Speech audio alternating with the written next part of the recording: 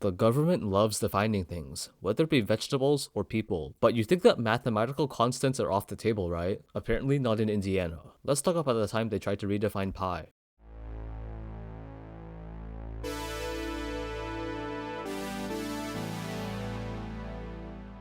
Back in 1897, people were dumb, but they weren't completely dumb, especially in terms of math. Calculus had been around for hundreds of years, but like death and taxes, another constant in our world is stupid ideas. Meet Edward J. Goodwin. I couldn't find an image of him, but I can understand. If I was as much of an idiot as he was, I wouldn't want my mugshot all over the internet either. So instead, I'll just put, this for his face. Now, Goodwin was a doctor, but he also spent some time dabbling in the dark arts of geometry. One day he decided to find a method to square the circle, or in plain English, create a square with the area of a circle using only a compass and straight edge. Let's ignore the fact that it had already been proven to be impossible 15 years earlier. Anyways, I think it'd be a lot faster if I showed you all a picture of his quote-unquote discovery. Basically, Goodwin divided the circumference of a circle into 4 parts, each 8 units long. Then he declared that the length of a chord along one of those parts was 7 units, and with 4 of those lines created a square with a side length of 7.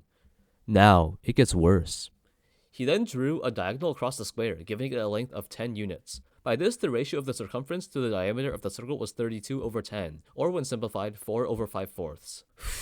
Where do I start with this? It's all wrong. Let's look at this triangle right here. If you guys remember your geometry classes, there's something called the Pythagorean theorem. A squared plus b squared equals c squared, which becomes c equals the square root of a squared plus b squared. Funny thing is, the square root of 5 squared plus 5 squared isn't 7, it's a bit more than that. Next, let's look at the main point of this video, pi. It's the ratio between the circumference of a circle and its diameter, which is roughly 3.141. However, like I mentioned earlier, this shape's ratio, spoiler alert, it can't be a circle, is 5 over 5 fourths, which is 3.2. What? What?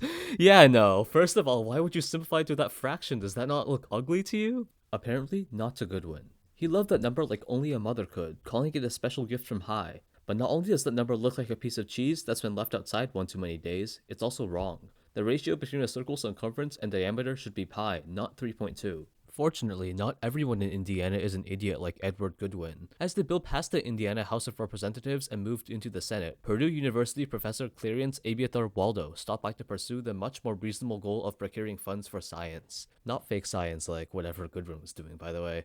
I can only imagine the laughter he experienced after reading that ridiculous mathematical proof. Waldo quickly went and had a small discussion with a couple of the senators who pushed for the bill to be postponed indefinitely, and it was. And so, Indiana was saved from having its kids knowing less about the value of pi than astronomers. I'm not really sure what the moral to this story is. Perhaps don't make stupid mathematical claims to get rich? Yeah, that was another of Goodwin's motives. If you read the top of the bill, it says, "A bill for an act introducing a new mathematical truth and offered as a contribution to education to be used only by the state of Indiana free of cost by paying any royalties whatever on the same." My guy wanted to make money off this? Yeah, that's right. Not sure why anyone would want to purchase a textbook full of errors, but you do you.